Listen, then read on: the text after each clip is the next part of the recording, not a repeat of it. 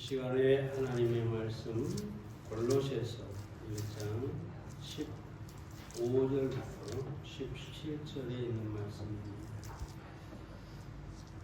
그는 보이지 아니하시는 하나님의 형상이요 모든 창조물보다 먼저 나신 자니 만물이 그에게 창조되되 하늘과 땅에서 보이는 것들과 보이지 않는 것들과 혹은 보좌들이나 주관들이나 정사들이나 권세들이나 만물이 다 그로 말미암고 그를 위하여 창조되었고 또한 그가 만물보다 먼저 계시고 만물이 그와 함께 섰느니라.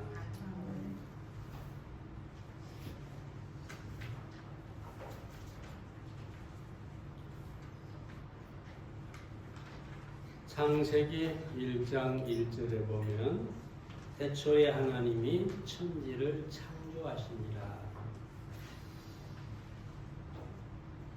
이렇게 말씀하고 있는데 우주의 기원자와 창조자가 누구신가? 바로 하나님이라고 말씀하고 있습니다. 하지만 인간이 타락해서 하나님을 떠남으로 영이 죽어 영이신 하나님을 알지 못하게 되었습니다. 그래서 유실론자들은 신이 있다 생각하는 사람들은 피조물과 여러 가지 우상으로 하나님을 대체했고 무신론자들은 하나님의 존재 자체를 부정해 버렸습니다. 유물론자들은 인간의 정신이나 영성을 물질의 부대 현상 또는 파생 현상이라고 현상에 불과하다 그렇게 얘기를 했고요. 진화론자들은 모든 생물이 저급한 것이었어요. 그러니까 미생물에서 우연히 인간으로 진화했다라고 이야기를 하고 있습니다. 다시 말하면 인간이 우연한 존재, 그저 진화된 하나의 생물의 동물에 불과하다 그렇게 말하고 있는 것이죠. 하지만 성경은 뭐라고 합니까? 나는 스스로 존재한다라고 하나님께서 말씀하시고 그 하나님께서 인간을 하나님의 형상을 쫓아 창조하셨습니다. 그래서 이 세상에서 인간은 사실 아무것도 아닙니다. 무신론자, 유신론자, 유물론자, 진화론자, 인간은 아무것도 아닌 존재로 만들어버린 것이죠. 그러나 성경은 하나님의 형상을 닮은 고귀한 존재라고 인간을 말하고 있습니다. 그래서 우리는 하나님을 믿어야 믿는 것이 복된 일이라는 것을 알아야 되겠습니다. 특별히 오늘은 예수님에 대해서 말씀을 드릴 텐데요. 빌립보서 3장 8절에 보면 예수 그리스도를 아는 것, 그리스도를 아는 지식이 가장 고상하다. 엑셀런시하다. 한참 오래전에 그런 광고가 있었죠. TV 광고하면서 엑셀런트하다고. 아주 으뜸이 되고 탁월하고 아주 뛰어나다는 거예요. 근데 예수님을 아는 것이 가장 고상하다, 가장 뛰어나다. 그래서 우리는 어떻게 살 것이냐라고 하는 것에 대한 교훈도 중요하지만 예수 그리스도 자체를 아는 것은 가장 중요한 것입니다. 어쩌면 오늘 예수님에 관한 이 예수님을 아는 지식을 우리가 가져야 하는 상황인데, 여러분이 예수님이 누구신가를 다시 한번 자세히 깊이 생각할 수 있기를 바랍니다. 그럼 예수님은 누구십니까? 첫째로 예수님은 보이지 않는 하나님의 형상이십니다. 15절 상반절을 보면 그는 보이지 아니하시는 하나님의 형상이요라고 합니다. 여기서 보이지 아니하는이라는 말은 하나님께서 영이시기 때문에 불가시적 존재다라는 말씀이죠. 요한복음 4장 24절에 보면 하나님은 영이시니 라고 합니다. 하나님이 영이라고 하는 것은 초감각적 존재라는 것이죠. 우리 눈으로 볼 수도 없고 만질 수도 없고,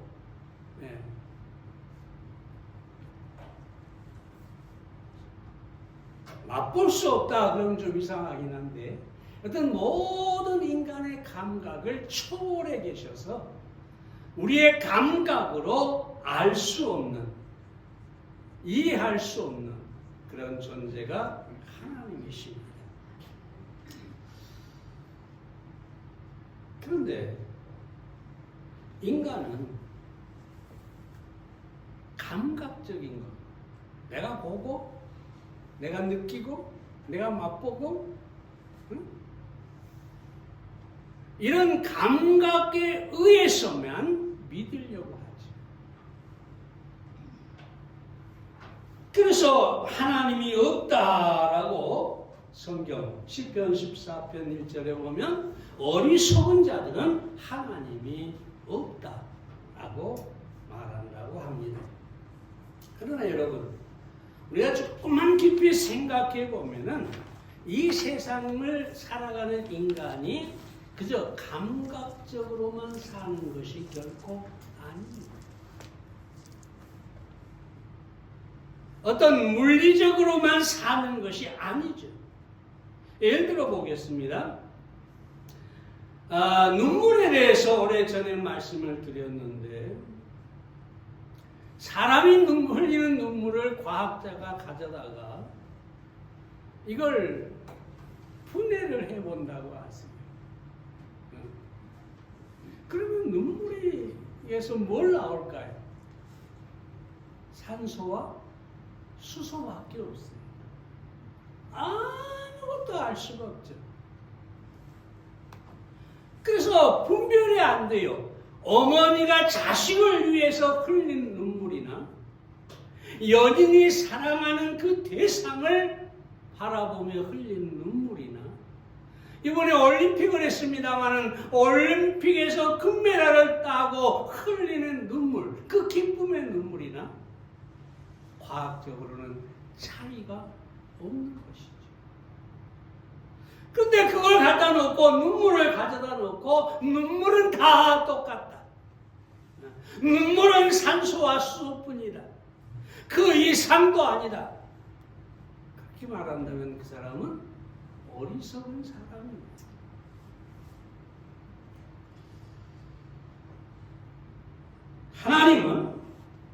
예수님은 보이지 않는 하나님의 형상인데, 다시 말하면 영이라는 거지. 근데 여기 보면 형상이라는 말은 헬라어로 에이콘이라고 합니다. 영어로는 아이콘이라는 말을 많이 쓰죠. 닮았다라고 하는 뜻으로 보통 해석을 합니다만, 원래 헬라어는 에이콘은 원형에서 나왔다, 원형에서 나왔다, 그런 뜻이고, 정확한 표현 또는 계시라는 의미입니다. 그러니까 예수님은 하나님의 원형, 그 하나님의 본체에서 나와서 하나님을 정확하게 계시해 주시는 분이시다. 그렇게 말하고 있는 것입니다. 예수 그리스도는 보이지 않는 하나님이십니다. 그러면서 하나님의 본체에서 나와 하나님을 우리에게 나타내신 분입니다. 요한복음 1장 18절에 보면 본래 하나님을 본 사람이 없으되 아버지 품속에 있는 독생하신 하나님이 나타내셨습니다. 무슨 말입니까? 형상이라는 말과 같은 의미죠. 아버지의 품속에 있던 하나님이, 독생하신 하나님이, 예수 그리스도가 그 아버지를 우리에게 나타내셨다. 바울은 빌립보서 2장 6절에서 그는 근본 하나님의 본체시라고 했고, 이사야는 예수님 탄생 750년 전에 이미 이사야 9장 6절에서 한 아기가 우리에게 낳았는데 그 아들이 바로 하나님이시라고 말씀하고 있습니다. 예수 그리스도는 초감각적인 하나님이셨으나 우리가 만질 수 있고 볼 수 있고 또 들을 수 있는 분으로 이 땅에 오셔서 우리에게 하나님을 정확하게, 하나님이 어떤 분이다 정확하게 나타내 주신 분이십니다. 루터가 이런 말을 했죠. God made him small. 하나님이 그 자신을 small, 작게 만드셨다. 무슨 말입니까? 하나님은 우주보다 크시고 온 우주에 충만하신 분인데 그 크신 하나님께서 인간의 육체로 이 땅에 오심으로 그 육체 안에서 작은 자로 자기를 작게 만드셨다. 그렇게 말하고 있는 것입니다. 그래서 우리는 예수 그리스도 안에서 하나님을 보게 되고 만나게 되고 만질 수 있게 되었다는 것입니다. 요한일서 1장 1절에 보면 태초부터 있는 생명의 말씀에 관하여는 우리가 들은 바요, 눈으로 본 바요, 주목하고 우리 손으로 만진 바라. 이렇게 얘기합니다. 하나님께서 영이시고 온 우주에 초감각적으로 존재하셨는데 그 하나님이 육체가 되심으로 말미암아 자기를 작게 만드시고 우리 인간과 동일하게 만드시고 우리 인간이 그분을 감각적으로 이해하게 됐다라고 말씀하고 있는 것입니다. 사랑하는 여러분, 왜 그랬을까요? 왜 온 우주에 충만하신 하나님이, 왜 영이신 하나님이 사람의 육체로 자신을 작게 만드시고 그 육체 안에 자신을 가두셨을까요? 하나님께서 그 육체를 통해 우리와 동일하게 우리의 모든 것을 체험하시고 우리의 모든 것을 아시고 우리를 이해하고 그리고 우리를 구원하기 위해서 자기를 작게 하셨다. 얼마나 놀라운 사랑입니까? 여러분 보고 지금 당장 저 개미와 똑같이 되시오 하고 개미만큼 작게 개미만큼 여러분을 만드신다고 한다면 내가 그렇게 되겠습니다. 그럴 사람이 누가 있겠어요? 아무도 없어요. 근데 개미가 아니라 하나님 편에서 볼 때 인간은 아무것도 아니죠. 바닷가에 오래 하나쯤 되죠. 그런데 그 하나님께서 우리와 동일한 육체로 자기를 작게 만들어서 이 땅에 오신 것을 우리를 이해하고 우리를 알고 우리를 구원하시기 위해 그렇게 하셨다. 그래서 예수 그리스도는 사랑이십니다. 두 번째로 예수 그리스도는 모든 피조물보다 먼저 나신 분이라고 합니다. 15절 하반절을 보면 모든 창조물보다 먼저 나신 자니, 여기서 먼저 나신이라는 말은 영어 성경에 보면 처음 난 자라 이렇게 되어 있는데, 이 번역은 좀 문제가 있고요. 헬라어로 프로토토코스라는 말인데 신학적으로 아주 중요한 말입니다. 이 말은 순서를 말하지 않아요. 예수님이 가장 먼저 나셨다? 여러분, 예수님 전에 아담부터 시작해서 많은 사람이 낳았잖아요. 그죠? 어쩌면 아담이 가장 먼저 난 자죠. 근데 여기 보니까 예수님이 가장 먼저 난 자다. 그래서 이 먼저 난 자라는 말은 순서를 말하지 않아요. 재밌는 얘기가 타가 보니까 있어서 말씀드리는데, 어느 집안에 아들이 예수님을 믿었어요.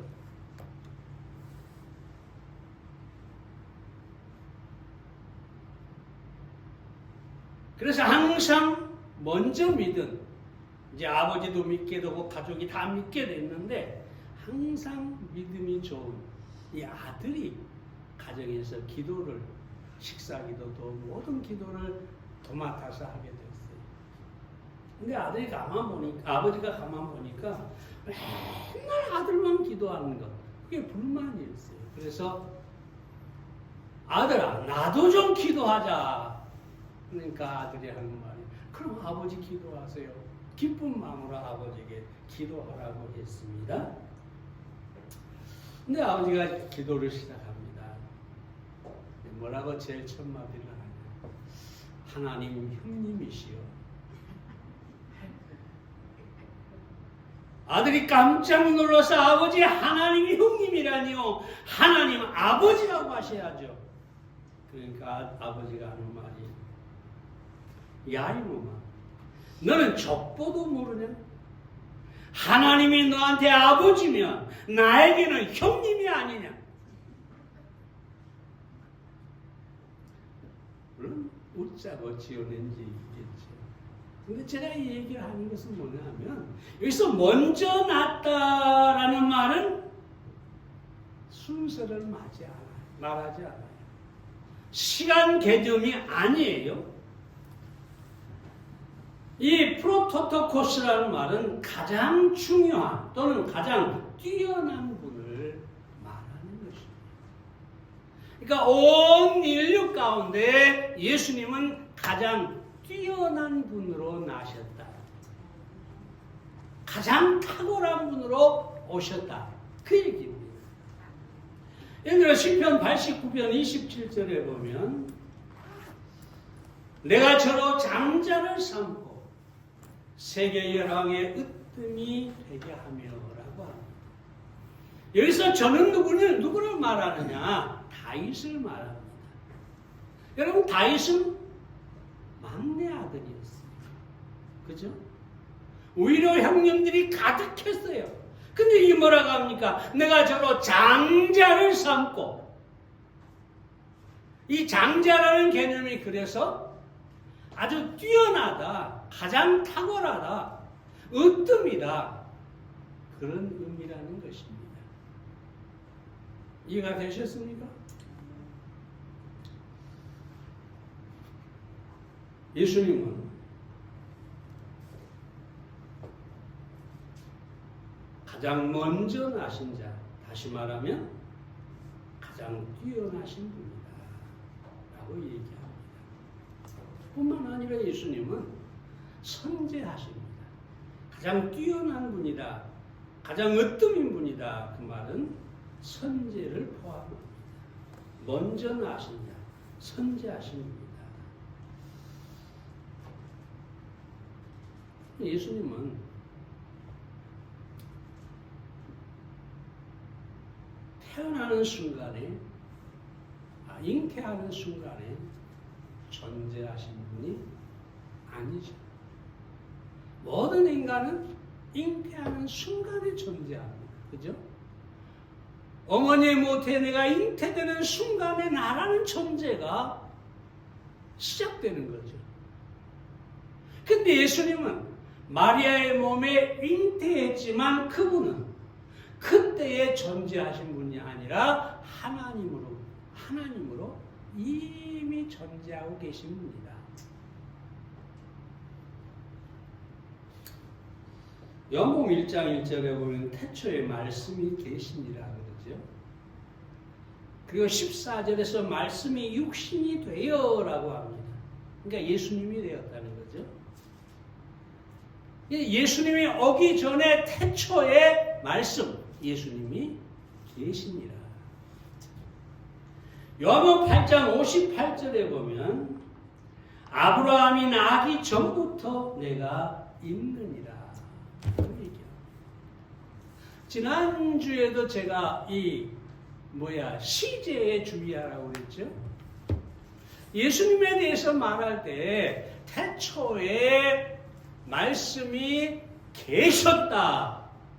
과거형이 아니라 계시니라.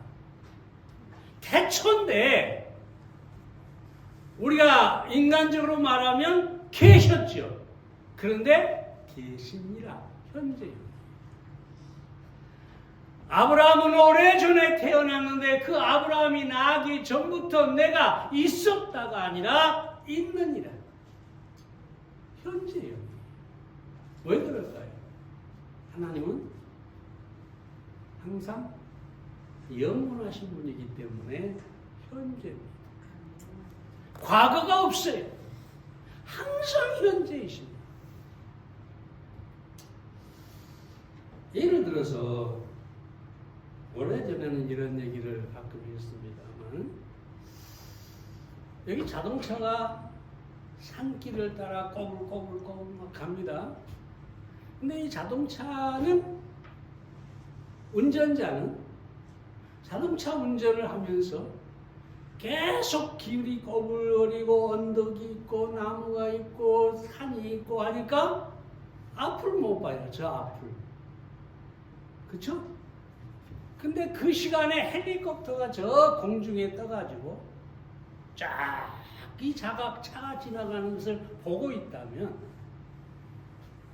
여러분 차가 여기 있으나 저기 있으나 100m 앞에 있으나 헬리콥터는 항상 현재적으로 볼 수가 있다는 거죠. 비유가 잘 됐는지는 모르겠습니다만 중요한 것은 예수 그리스도는 영원한 분이시기 때문에 과거에도 현재도 미래도 항상 계시는 분이시다.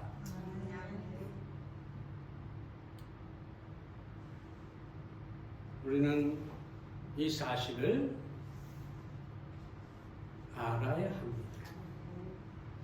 예수님께서 항상 현재고 항상 영원하신 분이기 때문에 우리가 어떤 상황에 있든 우리를 도우시고 우리를 인도하시고 우리를 축복하실 수가 있는 것입니다. 뿐만 아니라 예수 그리스도가